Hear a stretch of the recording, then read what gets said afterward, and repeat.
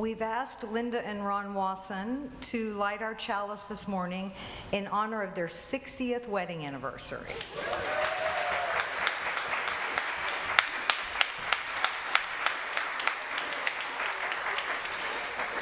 We light our chalice in Midtown Oklahoma City on land that was home to first Americans, including the Apache, the Caddo, and the Wichita, on land that was taken from Muskogee and Seminole and other removed and relocated peoples. Our chalice lighting words this morning come from Heather Cage and Newells. Our prophets died for the freedom of faith. We are here in their spirit. We are here to practice and sustain our living tradition, to light a chalice, claiming for justice the heat and power of fire. In our free faith, we are here seeking freedom from despair. The freedom to be loved as ourselves and the freedom to grow beyond imagination. We are here, gathered in the name of all that we find holy. Let us give thanks for the gift of gathering here.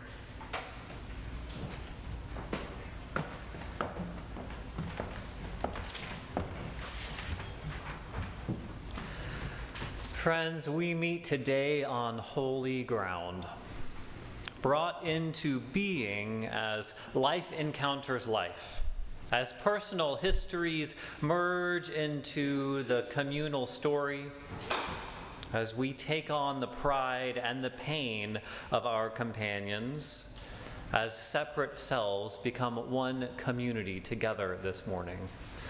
Welcome to our time to be together in worship. Welcome to First Unitarian Church of Oklahoma City.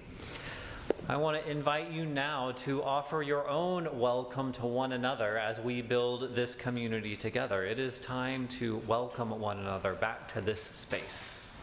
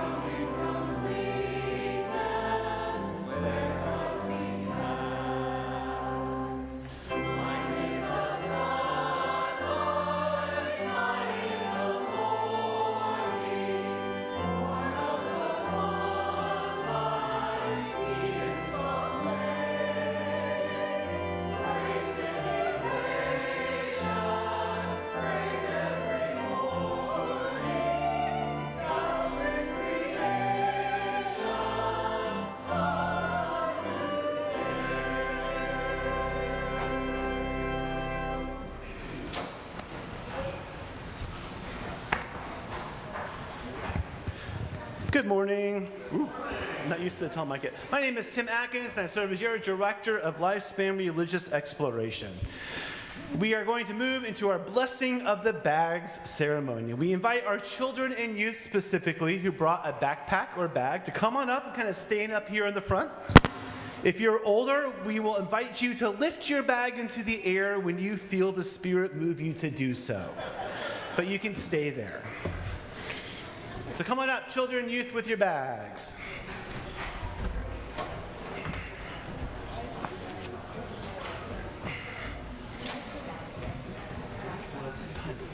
No worries. And if you forgot a backpack, you're welcome to come on up too. That's fine. Oh, good.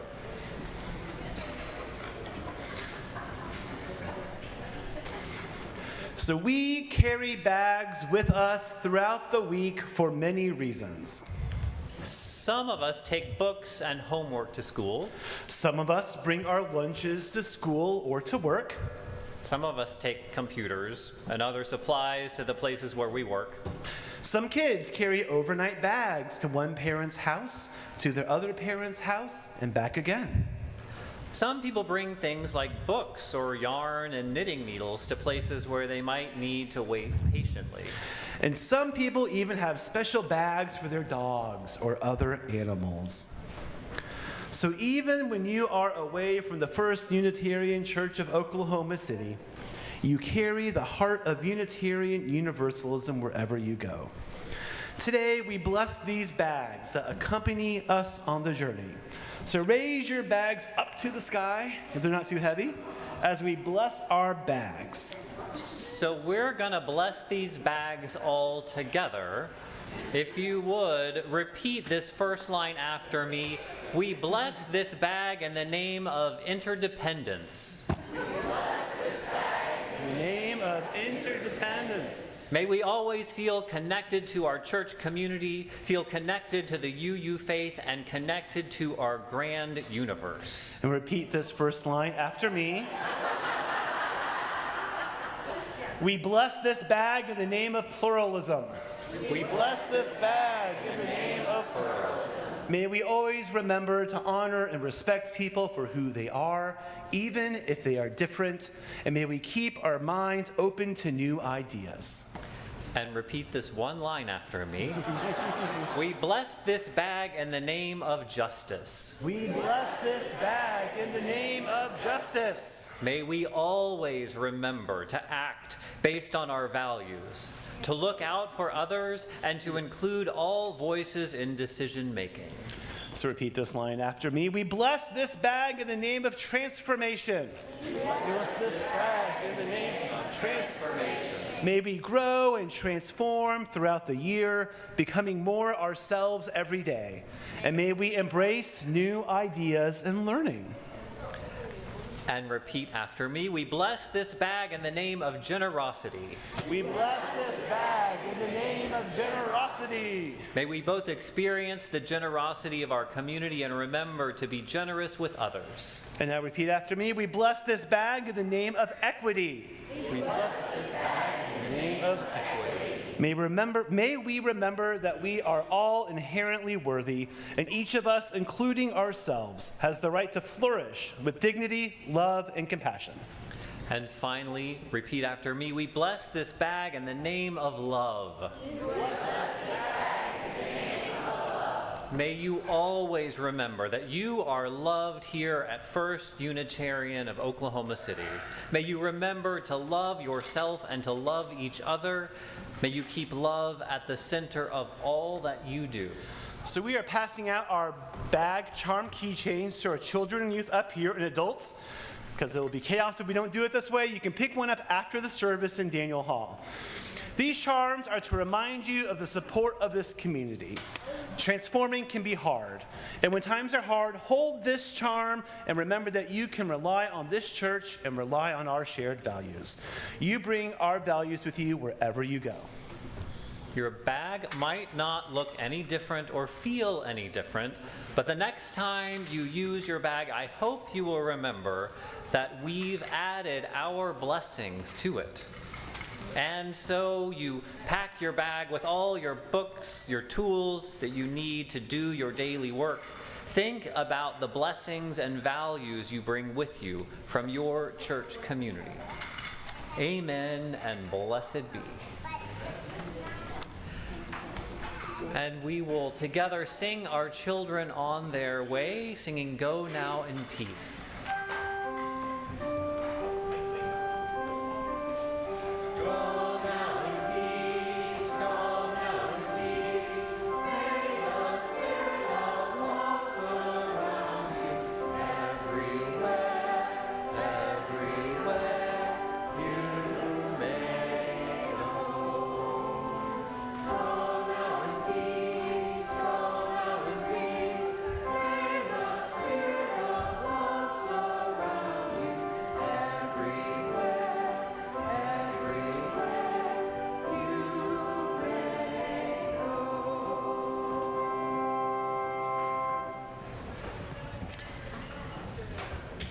Through our Change for Change program, First Unitarian gives Sunday cash offering and designated checks to organizations making our world more just, equitable, and compassionate. This month's Change for Change recipient is Sooner Hope. Sooner Hope helps people who are under traumatic stress affected by the war in Ukraine, which has lasted more than 3 years. Because art can be healing, Sooner Hope supports young artists in Ukraine, providing art supplies, encouraging participation in exhibits to share their art, and stories behind the art. Art class usually lasts 2 to 3 hours and is provided by local artists from Ukraine. This month you will see beautifully produced art produced by Sooner Hope hung in the Daniel Hall. For those of you who are in the sanctuary with us today, in just a moment we'll be passing the offering plate. And if you're watching us online, please make your gift by sending a check to First Unitarian, write Change for Change in the memo line, or make an online payment through oneuc.org.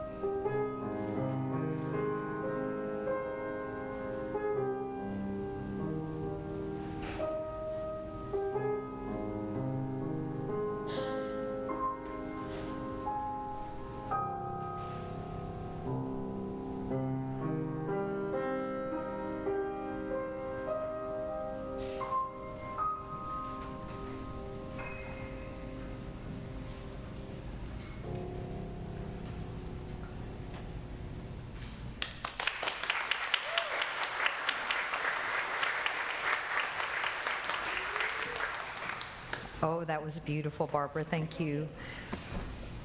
If you'll turn your gray hymnal to page 468, we're going to do a responsive reading written by George Odell, and the name of it is "We Need One Another." I'll read the regular print, and if you'll read the italicized print. We need one another when we mourn and would be comforted. We need one another when we are in trouble and afraid.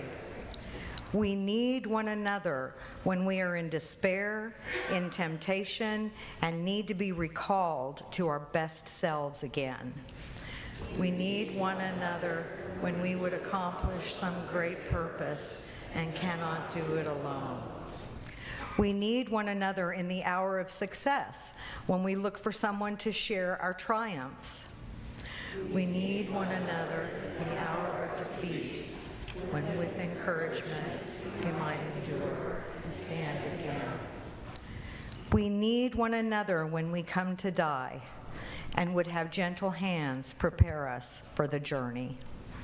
All our lives we are in need, and others are in need of us.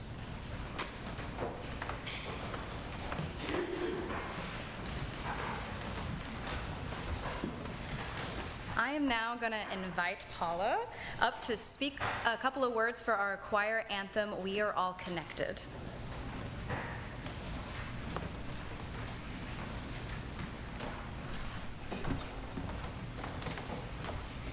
Good morning. My name is Paula Geisinger. I'm another little church lady, and I'm pleased to be able to talk about this anthem today.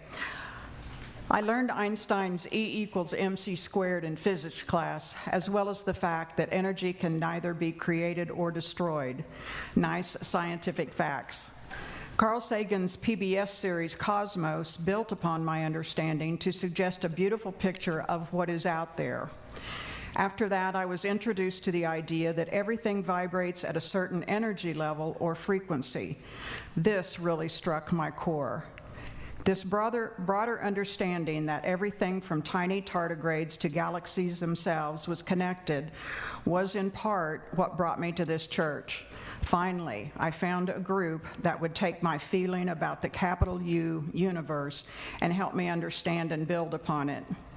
In 2015, Beverly McClary offered an auction item where she would write a piece of music based on ideas and words the winner would provide, and I jumped at the chance. I gave Beverly several quotes from Neil deGrasse Tyson, and we talked about my beliefs and understandings, and from this, she crafted this morning's anthem. One of the quotes I gave her is very evident in the words she used. The atoms of our bodies are traceable to stars that manufactured them in their cores and exploded these enriched ingredients across the galaxy billions of years ago. For this reason, we are biologically connected to every other living thing in the world. We are chemically connected to all molecules on Earth, and we are atomically connected to all atoms in the universe. We are not figuratively, but literally stardust. And paraphrasing another of Dr. Tyson's writings, there is a fundamental reason why we look at the sky with wonder and longing, for the same reason that we stand hour after hour gazing at the distant swell of the open ocean. There is something like an ancient wisdom encoded and tucked away in our DNA that knows its point of origin as surely as a salmon knows its creek. Intellectually, we may not want to return there, but the genes know and long for their origins, and the penultimate source of their origins is certainly the heavens. The spectacular truth is something that your DNA has known all along. The very atoms of your bodies were initially forged in long-dead stars.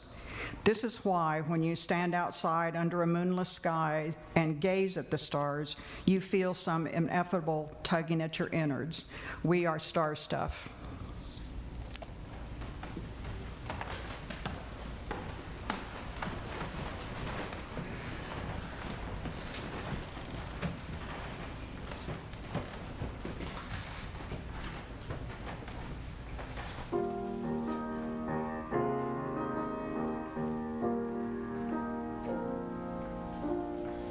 Now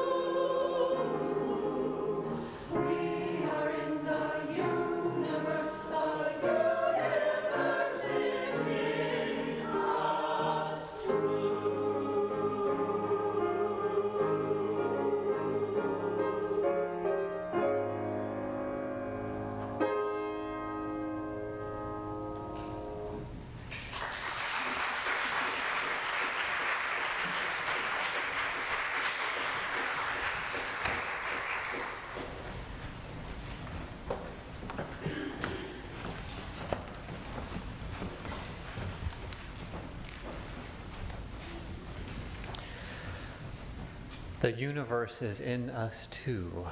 That's plenty of words to think about and to pray on. So I want to invite you into a short time of silence with me.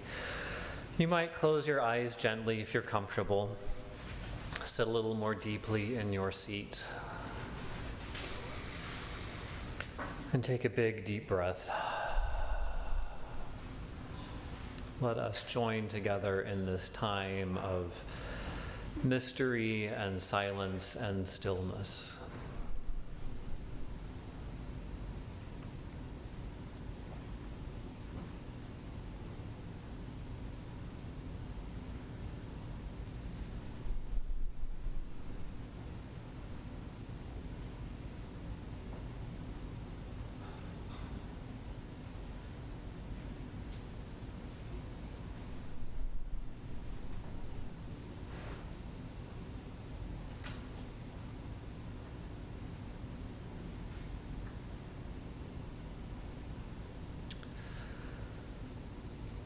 Namaste.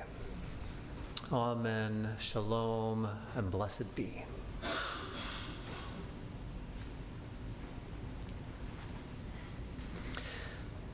We Unitarian Universalists seem to have a reputation for engaging in social justice. Many of you, I suspect, are here precisely for that reason. We speak up for the separation of church and state and for bolstering democratic institutions. That's not an accident. It's not because a few of our members seem to have those particular interests. Tending to democracy is deeply woven into our core religious beliefs and our history. When I speak of our religious beliefs here, I mean our anthropology, our belief about human nature. We believe that humans are generally good at their core.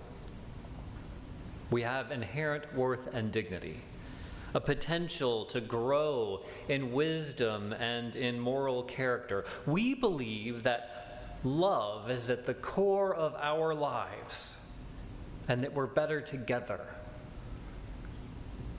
We believe that humans thrive as individuals and as communities when we make decisions together, when we learn together, when we support one another in respect and care.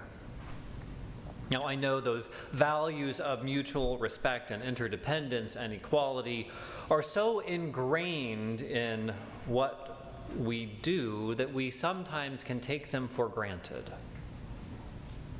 We think, of course love is at the center. Of course we think people make good decisions together.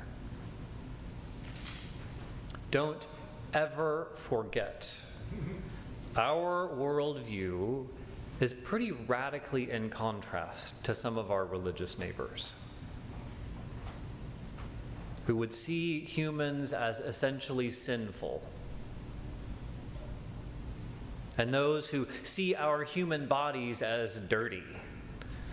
Our values don't align with those who see competition as the path to success, or hierarchy as a good that is biologically determined.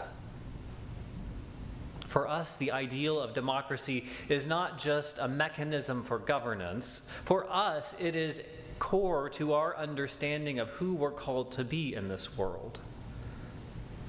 Rather than speculate about our salvation or about God's intentions, we've mostly focused on doing right by one another.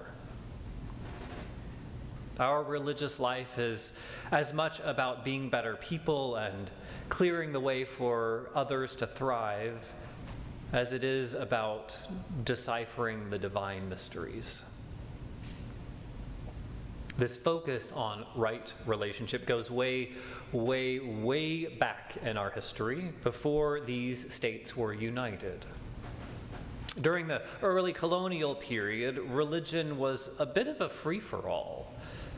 Imagine North America in the mid-1600s with governments and small religious groups popping up all over the place, doing whatever the heck they wanted.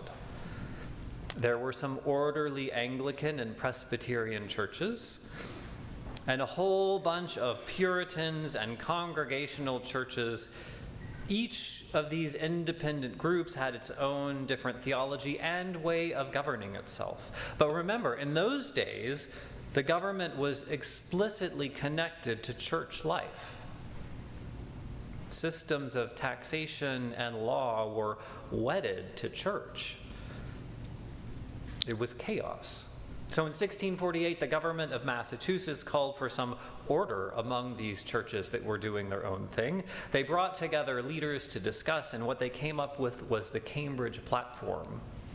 And that 1648 document became the organizing blueprint that we still follow today. They agreed that each congregation should have the right to call its own minister, to control its own property and funds, to select its leaders, and to choose how members would be allowed in or expelled out. The platform established congregational polity. It basically means congregations are where the power rests. Now, empowered with all these choices to make governing decisions themselves, these new American religious communities used covenants as a simple document that the members would agree about how they would treat each other and what this community would be like. It was a written document that each new member signed.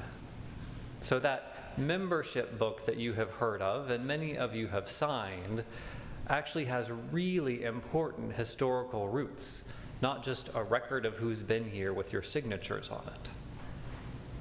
In addition to the covenants between members within the congregations, these congregations made agreements with each other. They would support one another and call each other to account and share ministers occasionally and other resources. The agreements were initially just among neighbors, but those connections grew wider. Eventually, the Universalist Church of America was founded in 1793 and the American Unitarian Association in 1825. Each of those convened as a way to connect these theologically minded, like-minded churches over pretty great distances, to share resources. Now, we don't have time to talk about the whole journey of Unitarianism and Universalism independently, but those two merged in 1961 because they realized they were both getting more and more similar and they would do better together. Because of this particular church being older than that 1961 merger, we chose to stick with the historical name of First Unitarian Church, even though we are a Unitarian Universalist congregation. My point in describing all that history is, from our beginnings to today, we have exercised covenant and democratic processes to make decisions together. Today, that culminates in General Assembly that happens every June. This year it was in Boston. Over 3,000 Unitarians from almost 600 congregations in 4 different countries gathered there together to make decisions and to speak with one voice. Just before the meeting, the U.S. Supreme Court had issued its ruling of U.S. versus Skermeti. That may sound familiar to some of you. Our UUA president, the Reverend Dr. Sophia Bettencourt, spoke in direct opposition of that Supreme Court ruling that curtailed access of our transgender siblings to their necessary health care. Also at GA this year, hours after the United States announced it had bombed Iran during General Assembly, we issued another statement saying that it was a moral failure and how we UUs were called to respond and speak out against it. Now, the truth is, I've never been an institutionalist. In all my years of ministry, I've been intensely focused on the well-being of my particular congregation. There is so much work to do and love to share within one single church. I figured the UUA's been around for a long time. It has plenty of resources. In those years, I also took for granted our democratic processes. Of course, we actively solicit input from congregations. Of course, we have public discourse about what we hold dear. Of course, we support an orderly change of power. You might know where I'm going with this. Many of those democratic principles and values that we've taken for granted are, initially I was going to write fragile, but the situation is far worse than fragile. Our democracy is being chipped away at, bit by bit, as fascism takes root. Donald Trump is slowly implementing military rule in our nation's capital and establishing random checkpoints. And he has said clearly that the goal is to spread that program to other cities that might be deemed unruly. My goal is not to instill more fear than we already have. My goal is to point out that we can no longer take our values for granted. We can no longer assume that interdependence, generosity, equity, or even democracy will thrive without our active support in the world.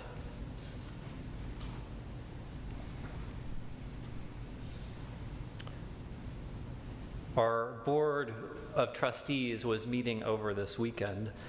We did some exercises to talk about differences among us. One of the markers of various generations and difference is knowing where you were when a big historical moment occurred. In most cases, it's a big tragedy. For my generation, it was mostly September 11th. I had just finished college that year. Somehow, I stumbled into an internship opportunity at the Unitarian Universalist Association's Washington, D.C. office for Faith in Action. Having done a lot of campus activism, I was so excited for this opportunity in Washington, D.C. So on September 11th, 2001, I got on an airplane and headed to Washington, D.C. I was in the air when the planes hit the World Trade Center and the Pentagon. I remember the captain announcing that a plane had hit the World Trade Center. There was a general state of confusion. No one really knew what that meant, just hearing the words at the time. Then the pilot came back and announced that another plane had hit the Pentagon. That's when we knew something very, very wrong was happening. People were mostly quiet on the plane, but you could cut the tension with a knife. Shortly after that, the pilot came back on and announced that we were being grounded in Louisville, Kentucky. Fortunately, I had the wits to go straight to a payphone and reserve a hotel room. As you know, flights were grounded, buses were full, and I was not old enough yet to rent a car. So I was stuck alone in Louisville, Kentucky, watching very, very scary television in my hotel room. Then I had an idea. I wonder if there's a Unitarian congregation in town. So I pulled out the yellow pages from the hotel room, and lo and behold, there it was. I called the church and had a nice conversation with the music director. She told me that there was a vigil happening that night, and of course I was welcomed. So I remember sitting in a large circle in the sanctuary for a long time. There was a chalice in the middle. People were invited to share their thoughts and feelings about what was happening. There was some readings and songs mixed in. It felt so comforting to be among them. This wasn't my congregation, but these were my songs and my symbols. These were my people, even though I didn't know them yet. More than the actual words or the building the circle, the time that we set aside all helped to make space for the confusion in my heart. Across the country, of course, people of all faiths gathered in their own ways to find comfort and hope. It could have been any faith tradition, but for me, in a city far away from where I lived, I was able to find an extension of my spiritual home. The symbols were familiar. Most importantly, the interpretation of the event made sense to me. I spoke the language, I sang the songs. I have never been so grateful to be a part of our wider tradition. One of the marking historical events for the life of this congregation and for many of you was the morning of April 19th, 1995. I don't even need to tell you what that was. The bombing of the Alfred P. Murrah Federal Building. I imagine there are 100 different stories of where you were that day bubbling up in this room in your hearts. I also know that this congregation was a place of refuge for broken hearts and families navigating fear and loss. One of the things I learned about was the outpouring of support that First Unitarian of Oklahoma City received from other UU congregations across the country. Letters and cards and art from children showed up in piles, it seems. These cards and letters and pieces of art were hung in Daniel Hall, much like the art display that is there today. As I was moving into the minister's office, I came across the album that's a curated sample of some of those notes of support and that this congregation received. Of course, words and art can't make everything okay. Nothing can make everything okay. But I imagine those of you who lived that moment so vividly, the outpouring of compassion at least let you know that you were not alone. This congregation was held in love and support by our sister congregations far and wide.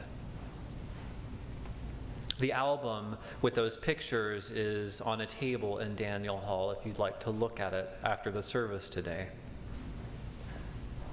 All our lives we are in need of others and others are in need of us.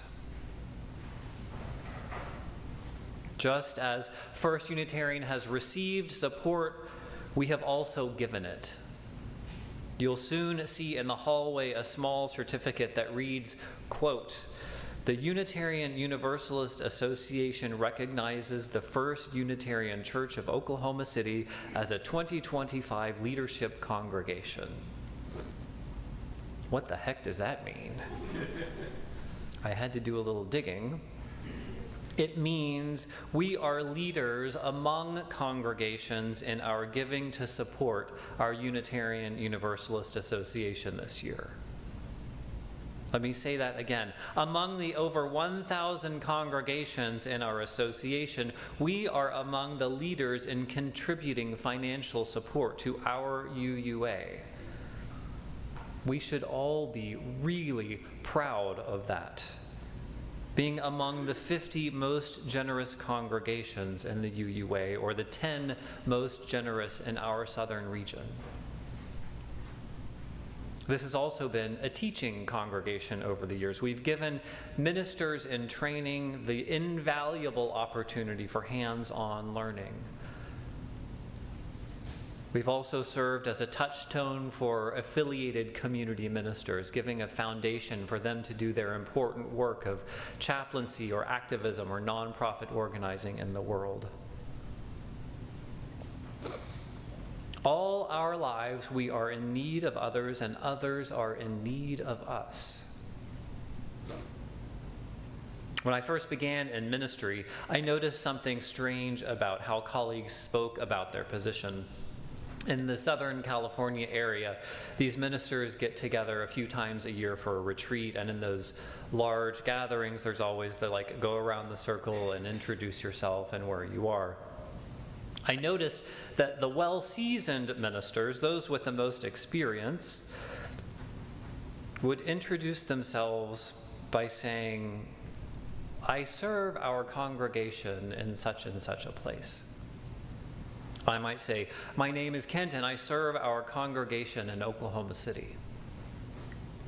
Slowly, I realized the choice of language was very intentional. The verb to serve is not always associated with ministry.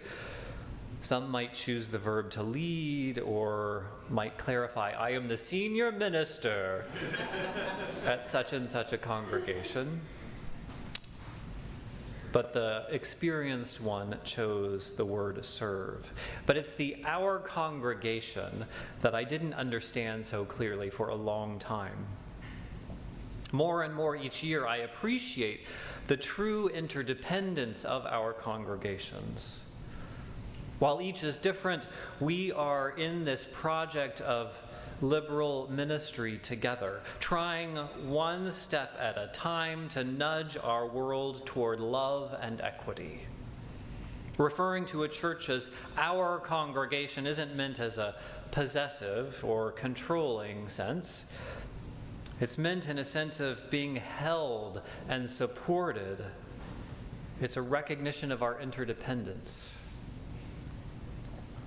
This is the language that ministers use among each other, and I want to invite you to consider joining in that language as lay people.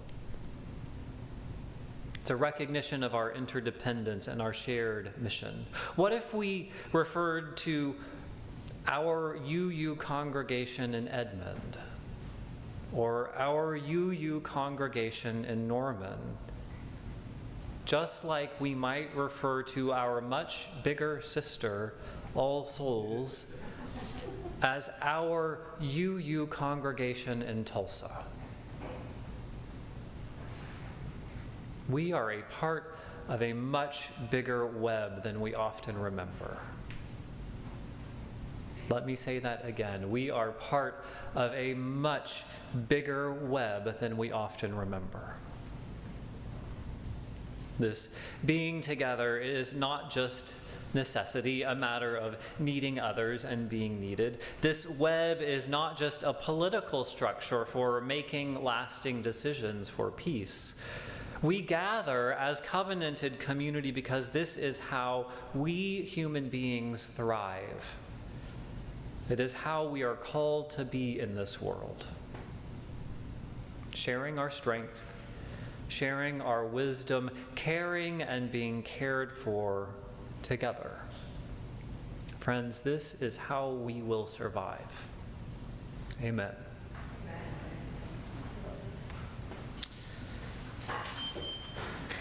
Our closing hymn today is actually commissioned for the merger of the Unitarian Universalist Association in 1961. It's called "As Tranquil Streams." I invite you to rise in body or in spirit to join in singing.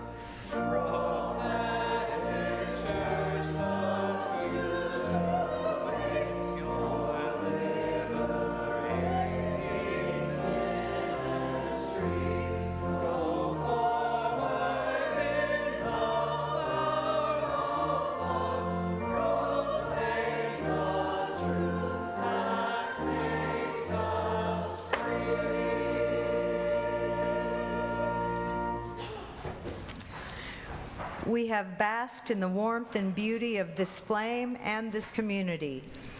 As the chalice flame is extinguished, let us carry its glow within.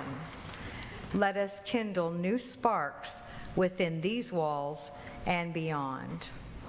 By Deborah Burrell.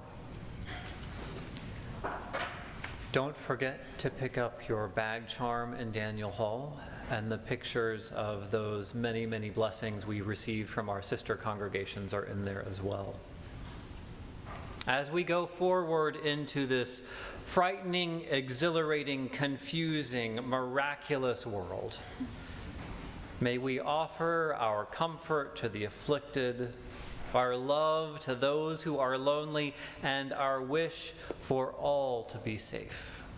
Friends, go in peace.